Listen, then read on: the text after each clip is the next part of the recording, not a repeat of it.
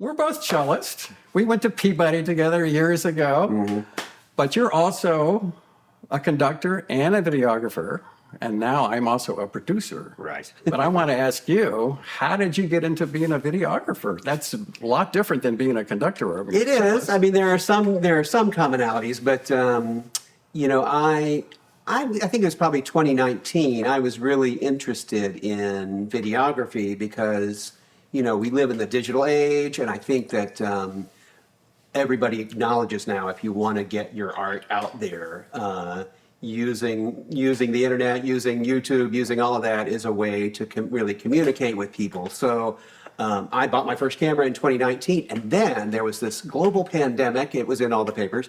And so suddenly we couldn't give live concerts. Right. I was very fortunate. I was with the Columbia Orchestra, which is a marvelous community orchestra in Columbia, Maryland, Howard County, Maryland. So definitely go check out their concerts and their content as well. And we got an economic stimulus grant to be able to produce stuff on the internet when we couldn't play live. So we bought a bunch of cameras. Oh, wow. And then by the time I left Columbia Orchestra, we were back to performing live, of course, and it became a really big production where we would have, you know, 10 or 11 static cameras pointing at various people in the orchestra, and then we had 2 live camera operators, and I would take the score in advance and mark it all up, and during the concert, there would be a conductor in a booth wearing a headset talking to them, and she would be going through the score as we were playing and reading, okay, first oboe, we did a camera 1, take a shot of the solo oboe, and camera 2, zoom in on the cellos. For me, that's just so amazing because you are able to direct the viewer's eye to say, hey, look at this, hey, pay attention to this, in a way that you don't in live concerts. And so it's an educational tool. You know, you can provide all this extra information that's sort of packaged with a piece. So it's just a great way to experience music. Aside from the concert hall, it doesn't replace the concert hall. People, I think, go to concerts more because, you know, you generate interest through this kind of digital content. Obviously, you're this amazing cellist, and I know you're a contractor, but now you've been a producer for this. So how did you end up being a producer? Do you have experience in the film industry, or? I had some little experience with a friend of mine in college, and we did some films together. So that sort of introduced me, and I've always enjoyed films, and I like understanding how they're made. I always found that. And actually, a couple of years ago, I was with a string quartet on the set of a Hollywood film. And we were there all day, and we had this time off, and they were shooting like an intimate scene with the actors.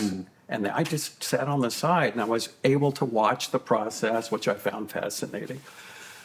So I had a little bit of experience, but with Richard's arrangements, I started as just the music contractor. We've done 14 of these videos now, and I contracted all the musicians for all 14. But a couple of videos back, I just sort of stepped in to become the producer.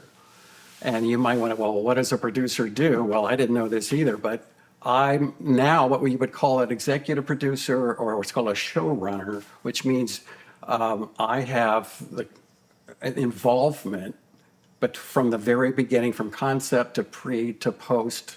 And it's like being a conductor of an orchestra where you want to make sure the vision stays consistent throughout the entire process.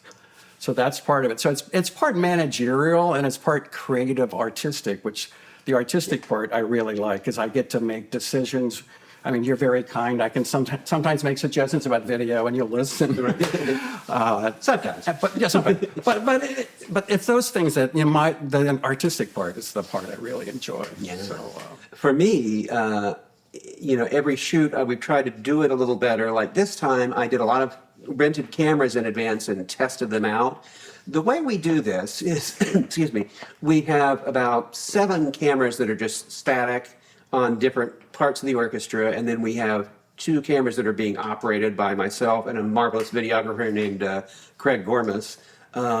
So what essentially I'm doing with some of those cameras is just taking a video of a whole large group of people, and then after the fact, I'm zooming in to show close-ups of 2 or 3 people.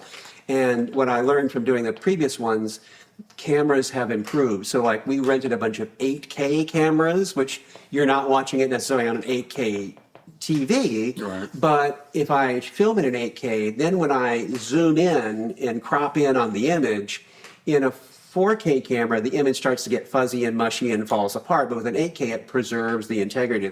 So it was really neat to be able to do more things. For me, I actually like when it's actually happening. You know, the recording is there and all the musicians are there, the conductor, the singer, everything's come together. I'm right there. And as the producer, I sit in the pews with a score. And while they're doing a take, I make notes and say, you know, we need to change this, maybe violins more or whatever here. And I can go up to the conductor, Juliano, who's an amazing conductor and really is open to suggestions, and I can work with him. And that allows me to feel like I have some kind of creative input into it. I'm not just being the manager here, you know, making sure the lights go on or whatever. So that's very fulfilling for me. And of course, the main reason I've done this for 14 different videos is because of Richard's arrangements are so beautiful. They're so well put together, very well crafted, and just creative.